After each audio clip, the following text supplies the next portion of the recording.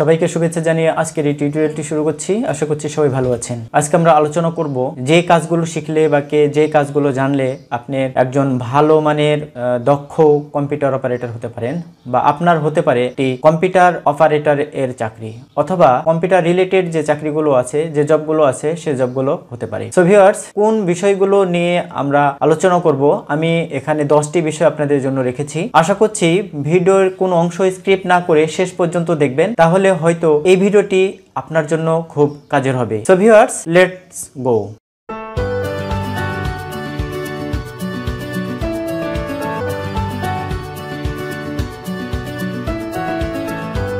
যে বিষয়গুলো নিয়ে আপনি কাজ করলে বা যে বিষয়গুলো শিখলে আপনার কম্পিউটার অপারেটর রিলেটেড যে পোস্টগুলো আছে, সেই পোস্টগুলোতে আপনার জব হতে পারে, সেই বিষয়গুলো নিয়ে আমরা আলোচনা করছি। প্রথমে আমরা রেখেছি যে আপনার যেহেতু কম্পিউটার রিলেটেড পোস্ট, আমাদের দেশের প্রেক্ষাপটে সব ধরনের জবেই, উচ্চ পদস্থ থেকে নিম্ন পদস্থ সকল ধরনের জবের জন্যই কম্পিউটার টেস্ট দিয়ে আপনাকে, কম্পিউটার রিলেটেড যে টেস্ট আছে সে টেস্ট দিয়ে আপনাকে চাকরির জন্য প্রস্তুত হতে হয়। সো ভিউয়ার্স, চলুন আমরা জানি। প্রথমে আমি আপনাকে বলবো যে কম্পিউটারের যে বেসিক নলেজ, মাউস এবং কিবোর্ডের যে ব্যবহার এবং কম্পিউটারের যে বেসিক বিষয়গুলো আছে, সেই বিষয়গুলোকে আপনাকে অবশ্যই জানতে হবে। নেক্সট হচ্ছে, আপনি যদি কম্পিউটার রিলেটেড যে পোস্টগুলো আছে সে পোস্টগুলোতে পরীক্ষা দিতে চান বা এখানে টিকতে চান বা এই জবগুলোতে জব করতে চান, সফটওয়্যার ইনস্টলেশন, আনইনস্টলেশন এবং ডিলিট কিভাবে করতে হয় সে বিষয়গুলোকে আপনাকে অবশ্যই জানতে হবে। পরবর্তীতে আপনাকে যে বিষয়টি জানতে হবে সেটি হলো টাইপিং। টাইপিং অবশ্যই, যেহেতু কম্পিউটার রিলেটেড পোস্ট, আপনাকে অবশ্যই ভালো মানের টাইপিং জানতে হবে এবং এই টাইপিং এ অবশ্যই আপনাকে বাংলা এবং ইংলিশ টাইপিং এ যে স্পিড বা যে গতি, আপনার সেই স্পিড বা গতি নিয়ে আসতে হবে। বাংলা এবং ইংলিশ টাইপিং এ ম্যাক্সিমাম আমাদের যে টেস্ট নেওয়া হয়, সেই টেস্টগুলোতে দেখা যায় 20 বা বাংলা 20 এবং ইংলিশ 20 শব্দের যে গতি, সে গতিটি পরীক্ষা করা হয়। সো ভিউয়ার্স, আপনি হয়তো ইংলিশে অনেক সময় অনেকেই এক্সপার্ট হয়ে থাকে, 20 শব্দের যে গতি সেটি করতে পারে মিনিটে 20 শব্দ, বাট বাংলার ক্ষেত্রে কিন্তু এটি করতে পারে না। সো ভিউয়ার্স, ইংলিশে যেমন আছে টাইপিং টিউটর, সেরকমই বাংলাতে কোনো পড়ানোর জন্য কোনো টিউটর আছে কিনা বা কোনো সফটওয়্যার আছে কিনা অনেকেই জানতে চেয়েছেন। হ্যাঁ, এই বিষয় নিয়ে আমাদের ডিটেলস একটি ইনফরমেশন আছে। কিভাবে আপনি আপনার টাইপিং এর গতি বাংলা এবং ইংলিশ সহ বাড়াবেন, সেই বিষয় নিয়ে ডিটেলস একটি ইনফরমেশন সহ একটি ভিডিও আছে। অবশ্যই সময় পেলে সেই ভিডিওটি দেখে আসার জন্য অনুরোধ করছি।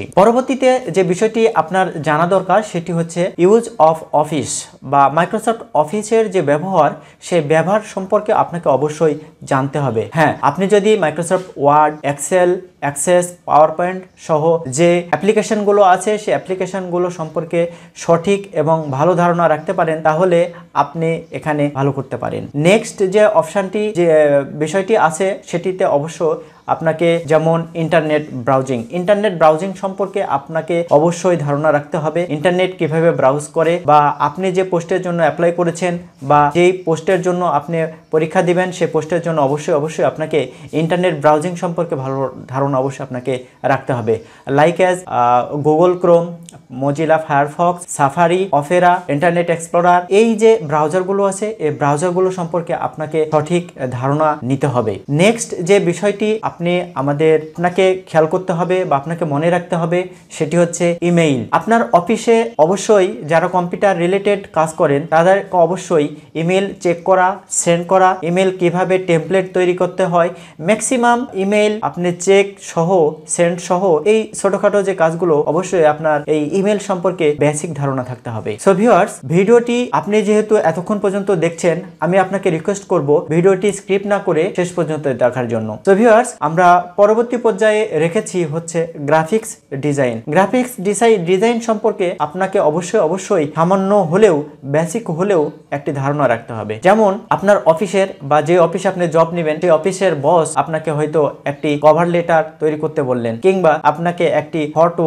তৈরি করতে বললেন, যেটি আপনার যে কোনো একটি ডকুমেন্টের জন্য আপনাকে একটি ফটো তৈরি করতে বললেন। সেই কারণে আপনাকে অবশ্যই আপনার ফটোশপ এবং ইলাস্ট্রেটর সম্পর্কে ভালো ধারণা রাখতে হবে। এবার যে বিষয়টি আমি আপনাদের বলবো, সে বিষয়টি একজন কম্পিউটার অপারেটর সহ সব ধরনের জবের জন্য খুব গুরুত্বপূর্ণ একটি বিষয়। সে বিষয়টি হলো ফাইল এডিটিং এবং ফাইল কনভার্ট করা। এই বিষয়টি একজন অপারেটর বা একজন কম্পিউটার এর যে সার্ভিস প্রত্যাশী তার জন্য জানা একান্তই জরুরি। কারণ হচ্ছে আপনি যদি আপনার ফাইল এডিট করতে না পারেন বা আপনার ফাইল যদি কনভার্ট করতে না পারেন, তাহলে কাঙ্ক্ষিত সময়ে আপনি আপনার কাজটি সমাধা করতে পারবেন না। সেই কারণে আপনার Microsoft Word, Excel, PDF, image সহ যে ধরনের ফাইল আছে সেই ফাইলগুলো এডিট থেকে কনভার্ট করার পর্যন্ত যে বেসিক নলেজ, সে নলেজটুকু অবশ্যই আপনাকে গ্যাদার করতে হবে। ভিউয়ার্স, আমি এখানে বলে রাখি যে কেউই এখানে এক্সপার্ট হয়ে জন্মগ্রহণ করে না। আপনি যদি আপনার এই বিষয়গুলো চর্চা করতে থাকেন তাহলে অবশ্যই আপনি এখানে সফলকাম হতে পারবেন। পরবর্তী যে বিষয়টি আমি আপনাদের বলবো সেটি হচ্ছে স্ক্যানিং এবং প্রিন্টিং। অবশ্যই আপনি যখন এই পোস্টের জন্য অ্যাপ্লাই করবেন বা আপনাকে হয়তো এখানে প্রশ্ন করা হবে যে আপনি স্ক্যান করতে পারেন কিনা বা প্রিন্ট করতে পারেন কিনা, বা স্ক্যানিং বা প্রিন্টিং সম্পর্কে যে কোনো ধরনের প্রশ্ন আপনার আসতে পারে। কিংবা আপনার দেখা গেল যে আপনি যখন কাজ করতে বসেছেন কোনো ডকুমেন্ট আপনাকে স্ক্যান করতে হবে এবং কোন কোন ফরম্যাটে স্ক্যান করতে হবে, হয়তো আপনার কোনো বিষয় নিয়ে কম্পিউটার থেকে আপনার প্রিন্টারে প্রিন্ট নিতে হতে পারে।